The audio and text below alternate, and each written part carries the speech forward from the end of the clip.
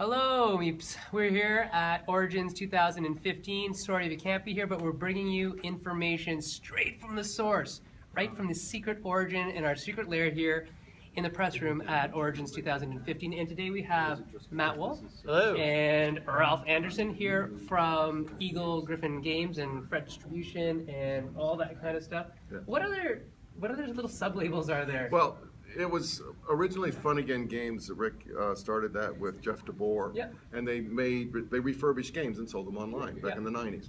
Then they picked up Eagle Games, and then they decided to make a separate company, Fred Distribution, Yes. to market those games. And then they started a second line of games called Griffin Games.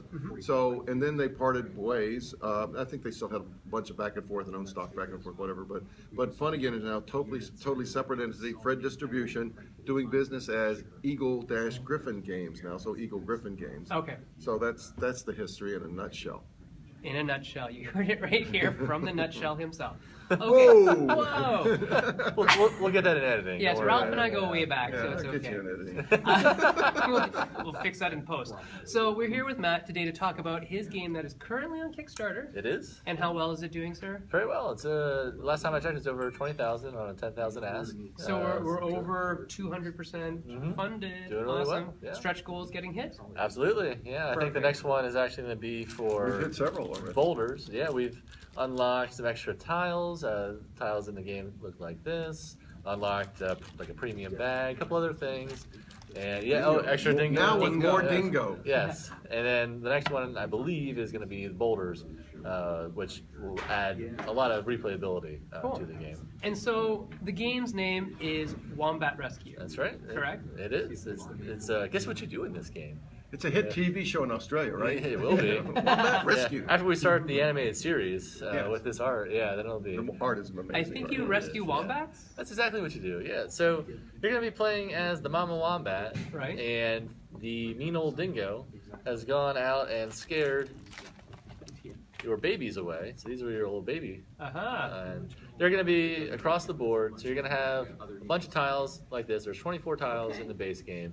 So you can do any kind of layout really that you want. There's some recommended layouts in the rule book. But once you play it a couple times, you can kind of do whatever you would like.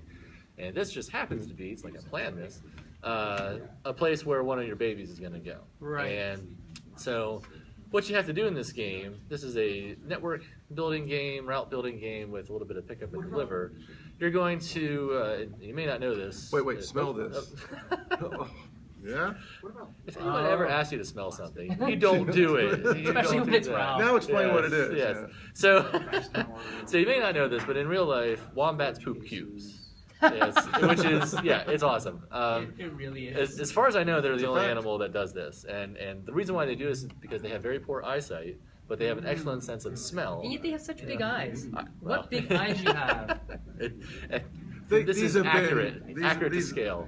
These are artistic license. Oh, an artist It interpretation. makes them more lovable. Things with big eyes are more lovable. It's true, yeah. He looks From the much more anime surprised. school of Yeah. character design. Okay, cool. So so they poop cubes because they use these as smell markers so they can navigate their environment by smell. Okay, do they really do that? Yes, Not they the do. not the poop cubes Yes. part, but the Yes, they do. navigate? Yeah. Cool. Yeah. I like that one. Life The- imitates art. so art the imitates poop life. won't roll off the logs and boulders. Seriously.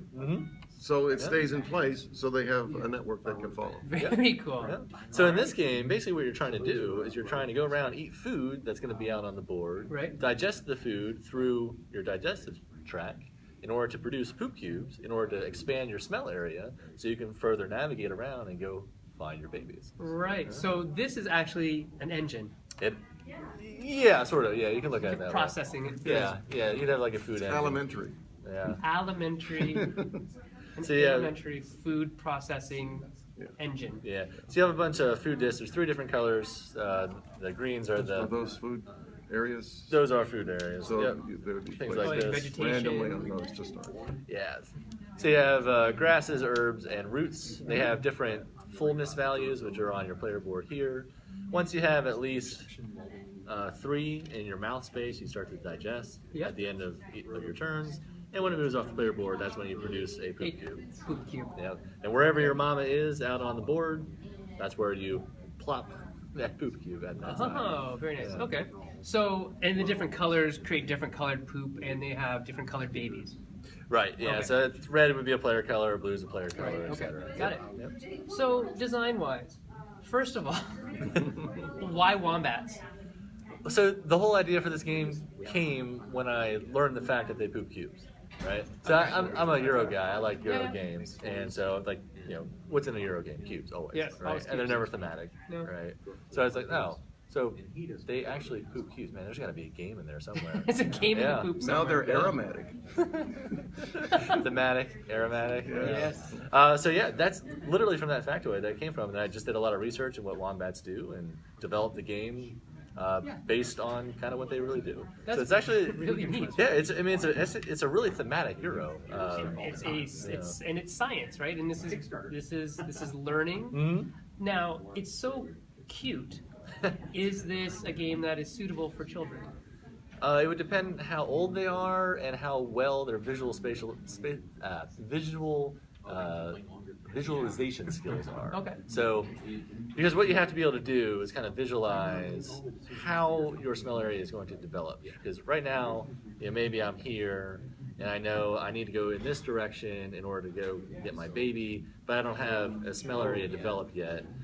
Each turn, maybe in 3 turns, I'm going to be able to produce a poop cube. Where do I want to try to be at that time Right. in order to produce it? So if they have a good spatial visualization ability, they'll be fine. Okay. Even some adults who have that skill is not used too much, they're going to have a little bit tougher time the first couple times they play until they kind of build that skill a little bit. Then it becomes easier. So it can go down to, I've played it with 8-year-olds and they've gotten it. Excellent. But it will depend when you get that young on the specific child that's playing. Right. Okay. And of course, avoiding the dingo was a big part of building that network too. Right. So tell us about yeah. the dingo. What does it do mechanically? So what? One player controls the dingo at a time. At the end of their turn, they're going to roll this die. The dingo die. The dingo die. It's not a regular d6. It goes. There's a 1, 1, 2, 2, 3, and a 4. Right. And he will move that many spaces towards the nearest mama wombat. If he catches the mama has to run back to the home space. So they might get away from whatever their next goal was. Okay, and do they have a specific home space, or is there it's any home space? that's There's allowed? one in the game. Yeah, Oh, okay. It just happens to be this tile. Okay. There. Yeah. By luck. By luck, yes. If they were carrying a baby, so when you pick up a baby, you put it in your pouch. Wombats are marsupials. Yes, that's correct. Yeah. So if you had that, the dingo would scare the baby away. You'd have to put the baby back wherever you found them when you go back to the home space. So he acts as a governor in the game in terms of what areas that you can safely go into, and he's a little bit of a risk management system. in Right. So the game. dingo is what? Is the dingo what causes most of the player interaction? You find? That's part. The other part is when you have multiple mamas out here, and I'll pull out the purple one here. You can also push players around. Mama wombats can never share the same space other than the home space and a baby wombat space. So I could, if Ralph was playing, red, I could shove him that way. So you can kind of push people around a little bit to either push them out of their smell area, which means that they would be lost if they're not within their smell area. They'd have to move via a card, or you can kind of push people behind other people and kind of use some of their extra movement actions that they would have on their turn. And so you have a little bit of player interaction in that way. Now you can push them until they meet an obstacle, right? Up to 2 spaces. Up to 2 spaces. Yeah, That's right. Yeah, or they meet an obstacle, whatever Yes. happens first. And where are obstacles here? So obstacles would be food. They would be poop cubes of another player's color.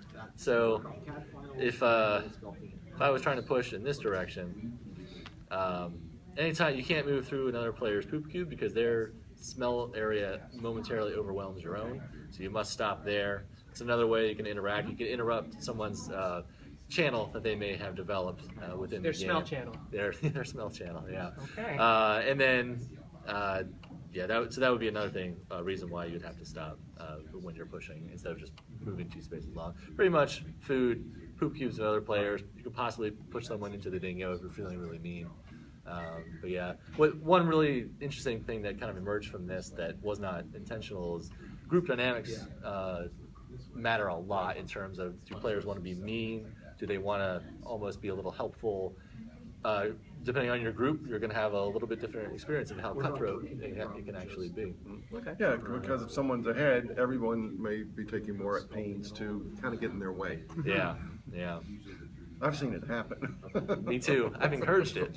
Yeah. Yeah. So, Matt, what do you do as a day job? We always like to know.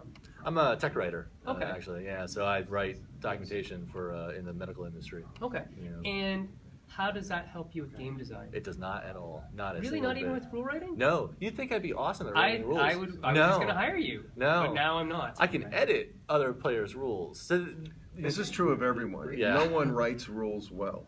You need another eye to come in and spot the inconsistencies. Because when you're developing a game and you're living it, you're breathing it. Yeah. And so Yeah. then you take a lot of Yep. things. Yeah, you're too close. You take too many things for granted, and I don't really need to spell that out right now, and so on. And you forget something. And then Yep. the other thing that happens with rule editors through game development is which version is this? Oh, that's constantly me. I've taught Yes. my games so many times that I forget which version. Yep. Yep. Yep. And yesterday, Ralph, you were pointing out a whole bunch of boxes on the Eagle Griffin table that you're saying, okay, I was part of that, I was a part of that, I was a part of that, I did the rules writing on that, I did the editing on this. And so you have experience with a broad range of people's games and people's rules. How is it editing other people's rules? Is that a fun job? Oh, actually, I love doing that. Yeah? I love doing that. In fact, one of the things I did for many years while I had another job similar to you, I worked for HBO for 19 years, and I was a theater director for 25 years, which didn't pay like HBO. So, that's why you went but to it was a HBO. lot of fun. But Yeah. but so now I'm in the game publishing industry, and I have my own game, which we'll talk about sometime. We will. But basically, I worked with Mike Fitzgerald, Peter Hawes, Eggert Spiele, Matt Gertz, several others, and being a playtester, Z-Man, I playtested for him for ages. Playtesting, rules editing, US Games I did a bunch of stuff for as well, a lot of Mike Fitzgerald's games.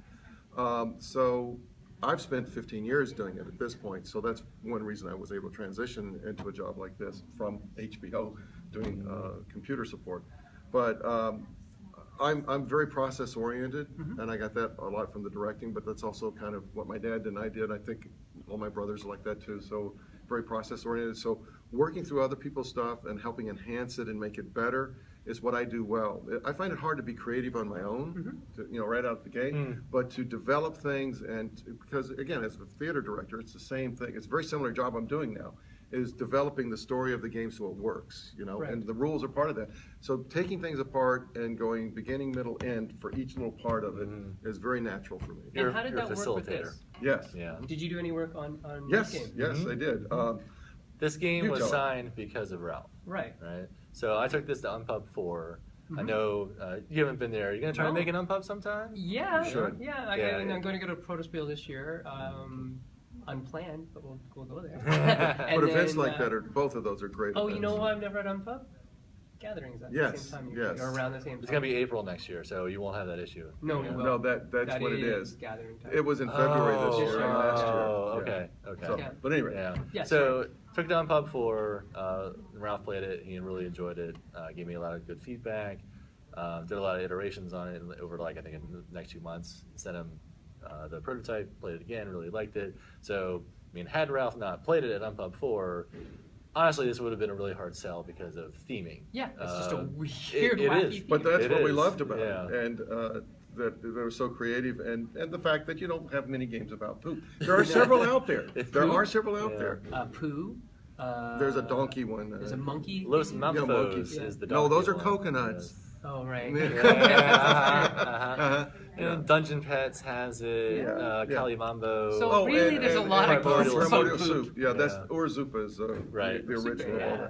Yeah. But anyway, we got it, and then another funny part of the story is as I took it to the rest of the team, I sent it to them. Yeah. And the rules kind of misled them a little bit. They didn't quite get it. Yep. And I so blame Matt. they were like, "We're going to pass on It was- this." it was And totally I my said, fault, "No, you got the rules wrong.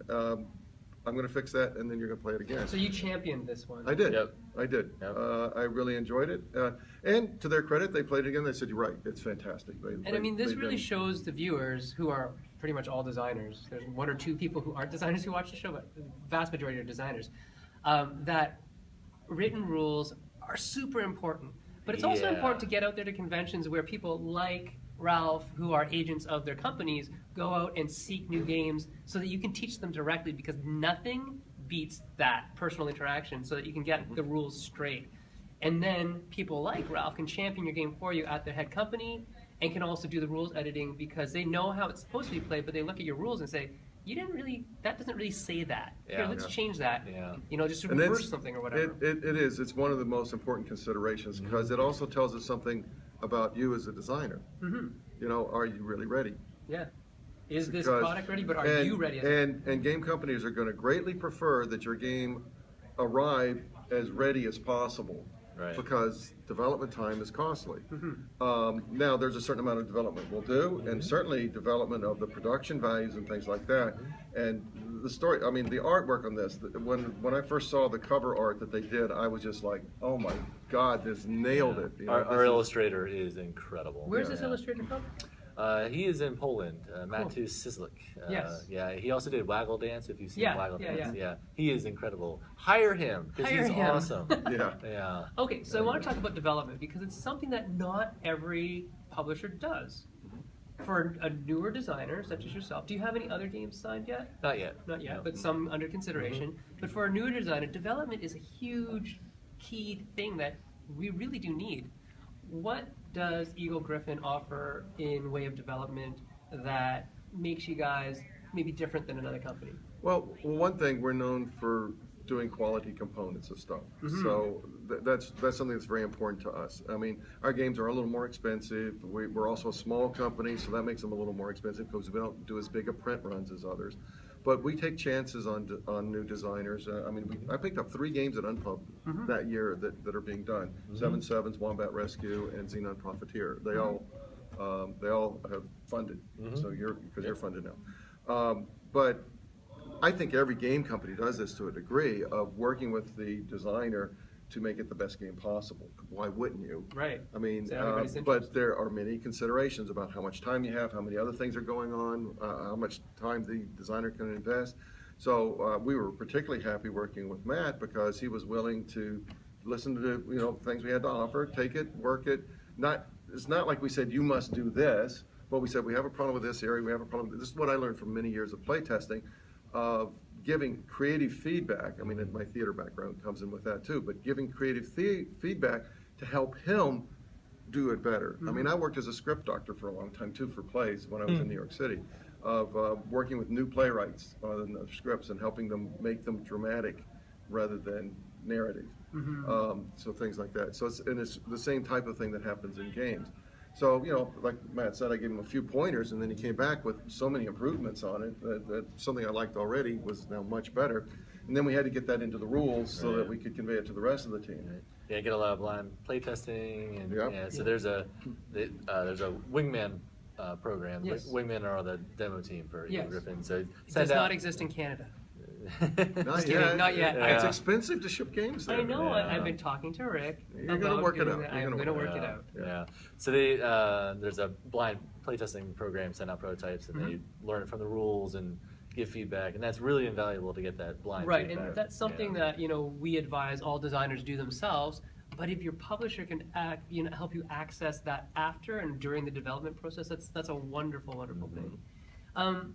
Let's move over to your game, just because we're here. We might as well. He actually designs games as well. Well, I've designed one so far. Oddly but enough, you have it on you? Yes, yeah, it's I not keep it in my pocket. I know. Now, oh, this game right here? Yeah. Oh, look at that. So first I have to just change gears here to say one thing. This was designed and sold to a publisher before I started working with Eagle Gryphon Games. Of course. And in fact, right at the time I signed the contract is when I started, and Rick even offered to do the game. So I mean, it's not that it's that, but this was published by Z-Man. Zev is a longtime friend. Like I said, I used to do a lot of playtesting for him.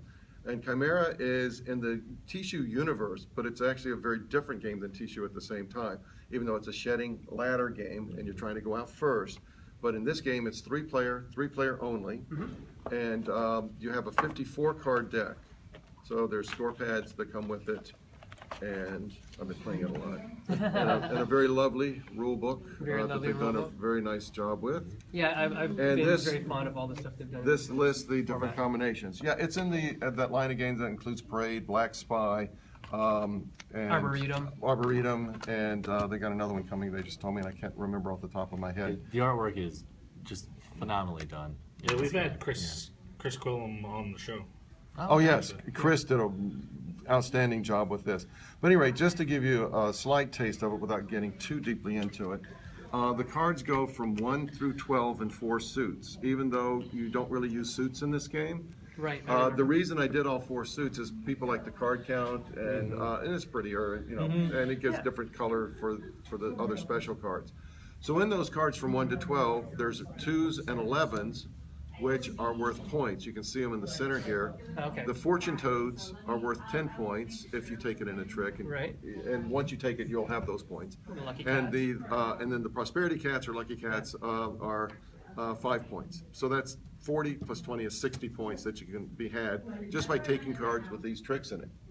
For that reason, bidding in this game is very cutthroat, because even if you miss your bid, there's enough points out there to cover it. Right. And it's better than letting someone else get the bid, because if you take the bid, you get double that amount, plus you're eligible for 25-point bonuses. Now the only bids are pass, 20, 30, and 40. So as soon as someone bids 40, bidding is over. Okay. Otherwise, if somebody bid 20 and 2 people passed, then you won. So when you deal out the cards, you're dealing 17 cards to each player and 3 to a kitty in the middle, which we call the Chimera Den. But you know, kitty, same thing. Yeah, we got to keep up the theme. Got it. Because it's a card game. So 3 will go in the middle there, and then the 17 are dealt to each player. You then do the bidding. Now, there's a cute thing that happens in the deal. So you shuffle the cards very thoroughly, then you cut them, and then this card is turned up. You deal 3 to the kitty, and then whoever gets that card after you deal the 17 to everybody, whoever gets that card will bid first. Okay, so that's how you determine the start player. The start player Start for bidding, right? So everybody's got their 17 cards or whatever. So then, you know, we would look at our cards and we would bid. Whoever wins the bid at 20, 30, or 40, you'd mark it down on the score pad. There's a place to mark the bid, and then you keep the score there. Okay. Track of what you actually got. Right. You're accumulating score, and then there's a place to mark whether or not any bonuses occurred during the hand. So once you have the hand and then someone's won the bid, then they will take their cards and the 3 cards from the kitty. And unlike a German player asked me, oh, in scat you get to discard 3 after you take the 3. I said, well, this isn't scat. So like in Tishu, it's like getting past 3 cards from the other 3 players. You're stuck with them, whatever they are. The other 2 players, if the bid was 20, they just play their hands. If the bid was 30, they can exchange simultaneously, secretly, 1 card. And if the bid is 40, they can exchange 2 cards. Now, with 3 players, passing 2 cards is very powerful because of the way it helps with the combinations. So what are the combinations? So you can play single cards. So if someone started, the person who won the bid, the Chimera, the other 2 are the Chimera hunters, again, that theme, would start the lead. So let's say you played the 3. So now everybody has to play singles in order to do that. So 1 through 12. Plays, luckily. Yeah, 1 through 12. It's like you planned that. And then you could play a hero on top of that, and then higher than that would be the Chimera, the Pia, wherever it is, and higher than that would be the Chimera. Okay, so that's single cards. So you can also play pairs. So I could play a pair of 9s. Then you'd have to play something bigger than a pair of 9s, like a pair of 10s, pair of 12s, or you could do, okay, and then beating a pair of 12s would be a pair of heroes. And that would be the highest pair. There's no higher pair because the Chimera and the P are single cards. We're going to make that an actual pair of heroes instead of a... Oh, was that an 11? Okay, okay. Thank you. All right, so pairs. So you can also do running pairs. So let's say like sequential straights. Yes, but it doesn't have to be as long as a straight. I call it the rule of 6. So if you have 6 cards worth of pairs, so give me another 8 if you have one. I do. Okay, so 7, 7, 8, 8, 9, 9. That would be a legal play. You could play longer, like if you had a pair of 10s, pair of 6s, you could keep playing it longer. Right. But guess what? These couldn't go over a 12 because you're doing a sequence, and they got a letter. So even though they're higher, they couldn't be part of a sequence. Right. Okay? So you got running pairs. Now we move into trips. So now you can have 3 of a kind, so 3 7s. you'd have to have 3 8s or 3 9s Okay, so or you could have 3 running heroes to triplets beat as well, that. right? Then you could do running triplets, so you could have 7 7 7 8 8 8, at least Wow. 6 cards. Nice. But again, you can have 12 12 12 hero hero hero. That Right. doesn't work because that sequence thing. They're too honorable Okay. to be part Now of. here's the other thing you can do. You can have 3 of a kind and attach any single card to it. Doesn't Okay. matter. Okay. And then you'd have to have 3 of a kind bigger than that with any single card. It doesn't matter whether it's higher or lower. It doesn't. Okay. You know. It's Whatever. just the triple set Right. beats the triple set here. And then you can do those running. Right. So I could do 7 7 7 8 8 8 each with a single card. But I couldn't put a 12 on both of them because then that would be a pair. So it has to be a unique Right. card between the two. It's been a while since I played this, to be Yeah, honest. okay. But yeah. So you got running pairs. Now you can also play 3 of a kind with a pair. And then you can do running 3s of a kind. I need another 8 somewhere, but there it Good is. one. So that would be a legal play. Yes. But you couldn't do a pair of 9s because then that would be 4 of a kind. Okay, so you've got singles, running singles, trips, running trips, trips with an attached card, running trips with an attached card, trips with a pair, and running trips with a pair. So that's already a lot of combinations. Then you can have a sequence of at least 5 cards. Wait, 1, 2. there's more. It's See called what I Wait, did there? yeah, Yeah, yeah, yeah. he's got it. But wait, there's more. It slices, it dices, okay, 3, 4, 5. Everybody, I think, understands what I'm saying. I don't have to go Yes. through all the numbers. It's okay. So we get 1 through 5. Now, this is where the Pia comes in. There you go. The Pia, in addition to being the second highest card, that's the Pia, has the P on it, that's the Chimera. Okay? So the Pia could substitute for a single card and a straight. So if I didn't have a 4, I slip that right in, and that's okay. It's not like the Phoenix and Tishu in that it can duplicate any card. It can only fit into a straight. And obviously it can't fit one of these in because they can never be in a straight. Okay. Okay? So here's something I've been curious about. I meant to ask you before, and I think this would be something applicable to all the designers. I know Zev's a friend of yours, but how hard of a sale is it for a 3-player only trick-taking shedding game? Well, I was very lucky because I found and developed something that worked very well. As soon as I showed it to Zev, he was in. And I still had some more development to go, but he already liked it enough. And I had, at the Gathering of Friends, I have a lot of connections. I had several other game companies that were interested if he didn't. Yeah. Really? Yeah. So 3-player Frank only. DiLorenzo would have done it in a heartbeat. Really? Yeah. Wow. Just so you Okay. know, Zev and Frank love Tishu. I think I slaughter both of them in Tishu all the time, but was that that might have called him out. Uh-oh. But yeah, Jay and I can consistently beat Zev and whoever he's partnered with, so it's okay. But yes, they love Tishu. We play it all the time at the Gathering and whatever conventions we're at. So I could see him totally being into this. Totally, all of them. So if you had a 3-player only game that was not in the Tishu family, do you think that is a hard sale for a designer? With a player count limit like that? I don't, because a lot of my favorite card games are 3 players. Scat, Sticklin with 3 players, Wizard with 3 players. I don't like them with the other numbers. There's many more. I mean, it's a perfect number for card play because you can reach everybody directly. So I knew it was kind of a natural to do that, and it did work out. But there's actually a little bit more to this. But you can play 4 of a kind, which is a trap, which is like a bomb in Tishu. And the Chimera Flight, which those 2 cards together is the highest single thing. And you can play those on any sequence, or on any combination that's been played. So the player who goes out first, if it's one of the partners against the Chimera, then they would get 20 points each, and the Chimera would lose his bid. If the Chimera, plus any of the point cards that you took, each player.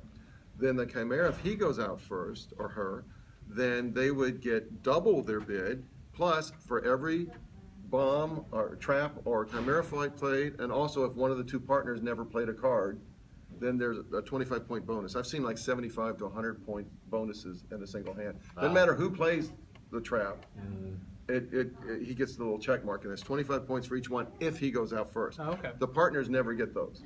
So there's a huge incentive to bid because it's very easy to cover 40 points out of the 60 if you've got a strong hand. But you got the chance to make 80 plus bonuses. Yeah. Okay. So, so that bidding can be very, very tricky.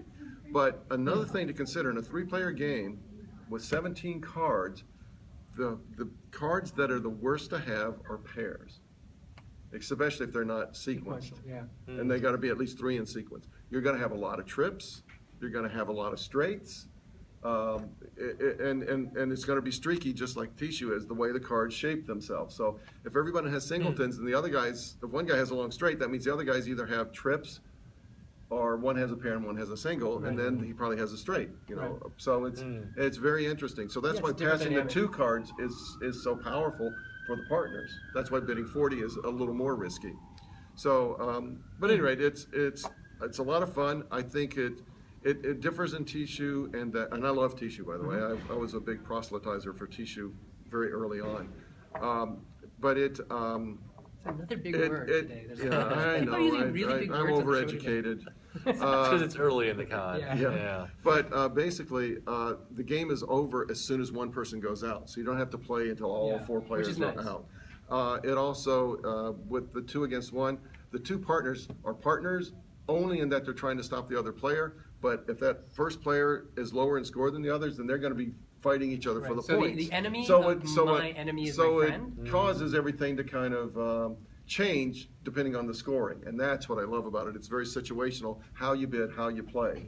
So that means there's a lot of replayability in it, because every hand you've got a different problem set to solve when you consider everything. 2 last questions. One is specifically for you, Ralph. Have you played Haggis? I never played Haggis. I'd heard about it, and it's one I looked at it, and I just never was that interested in it. But that's nothing against Haggis. What I'm told is that it's a very fine 2-player game. A very fine 2-player game. It's good with 3 too. Yeah. It's actually invented specifically to answer the 3-player question. I know it was. Most of the people I've talked to, they like it too. I'll say it that way. It's good. Yeah, it's a good game. So last questions for both of you. So first to Matt. One piece of advice for our viewers as a new designer. What is one thing that you can share with them that you think you would have liked to know before you started all this wacky weirdness that is game design? There's no money. We all know that, I think, at this point. I guess the single most important thing I think a game designer should do is either start a game design group or join one. Awesome. The amount of feedback and creativity and knowledge that you get from a group is not linear, it's exponential. And are you part of a group? I actually started one, the Game Designers of Carolina, totally aping off Game Artisans of Canada. And yeah, so we have like 50 members now. Awesome. And we have 3 meetings a month, and we have a lot of really strong designs that are coming out that people are now at the point where they can pitch. And yeah, just having that group right there to give you critical, honest feedback is invaluable. So if you're a designer, you're watching this, and you don't have a group, you need to find one. And if you're in the Carolinas, absolutely. Yes, please do. I have a game group that we've been playing together for over 17 years now. And they're very sharp card players, and they're very critical. so I had no problem. Right, so that's the same idea, right? Yeah. So from a publisher's point of view, what's one piece of advice that you would give to novice designers? Iteration. You got to be ready to keep changing. So, you don't, I see so many young designers, older designers too, that come in with these beautiful prototypes, but now they're writing all over them, and doing something. Don't put the expense up front there. Early on, be able to iterate where you don't feel badly about changing a piece or getting rid of a piece. I worked on Baseball Highlights 2045 with Mike Fitzgerald. Awesome game. Really good game. I'm so thrilled with that one. And again, a game that's a sports game. People say you can't sell a sports game. You can't sell a 3-player only game. I'm here to tell you, you can. It's just make a good game. Right. Okay, then it will sell. But in his game, he was he had his heart set on having an immediate action that would imitate a closer for baseball. And it wasn't working, and I finally convinced him it had to go. So out it went. Tom Lehman gave a lot of great feedback, which gave him a great idea about the visitor save at the end of the game, which worked beautifully. And that's where it needed it. It fixed other things. Yeah, it fixed the home run problem. It fixed a lot of things. So it just made the game, and the climaxes it causes in games is just beautiful to watch, where you watch one guy go up and it's what is the old sports thing? The anguish of defeat. Victory and defeat. Anyway. We'll edit it in later. That's right. That's well, right. to be edited. Yes. But so when you get older, you lose things sometimes. But to your point about iterating, though, and this is something that is really, really important. I've seen a lot of new designers not want to change something because they feel like they haven't found the perfect solution. Don't look at it that way. Look at just find something that's better than what you currently have. It may not be the final thing. That's fine. Get something better. Find something better. Keep finding something better until it's the best thing that you can find. This game, Wombat, used to have a food track in it. That's how you kept track of when to refill. And we hated that. It was fiddly. We forgot all the time. Yeah, and then so then it got incorporated into the cards that you use in the game. Right. And when there's a certain number of symbols, then you refill. It solved all the fiddliness. It reduced component count. But I didn't have that right away. But it was But we knew it was a setup point. We knew it was something that needed to be fixed. It's just a matter of finding it. So iterate. Don't worry about jumping to the perfect thing. Just improve.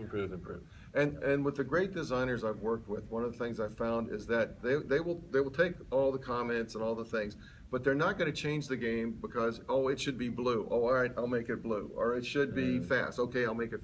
Don't do that. Stay true to your vision of the game, and because otherwise you're making someone else's game when That's that an excellent happens.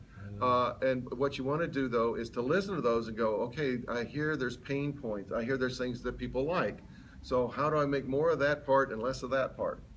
So that it works for you as a game and for you as a designer.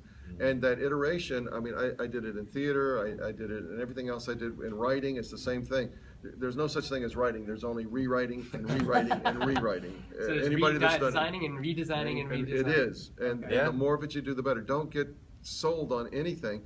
Another thing, I could go for days, but okay, one last thing. Yeah.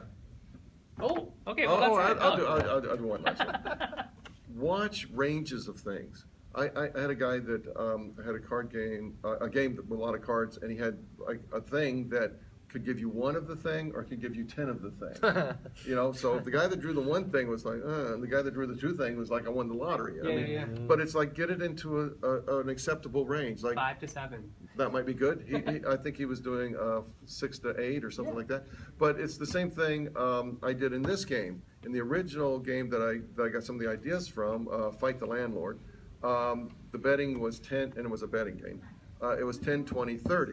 Right. That means that's 3 times. Yes. One bid is 3 times the other. I put it into the range of 20, 40, 60, so now it's only a range of double. Right. Okay? And the point cards are 60 points. The average of that 20, 30, 60 doubled, right? 20, 30, 40 doubled is 60. And then also the two guys getting 20 and the other guy losing of the 20-point bid, is also, it all kind of worked out. It took a long time to figure that out. Matt Loomis would appreciate that. The mathematics of it all. Yeah, you would. All right, so thanks for coming out, guys. Thanks for having us, Mr. Wolfe. This was very fun. Thank you, sir. Mr. Anderson, and we'll come back to you guys at Origins 2015 in just a bit.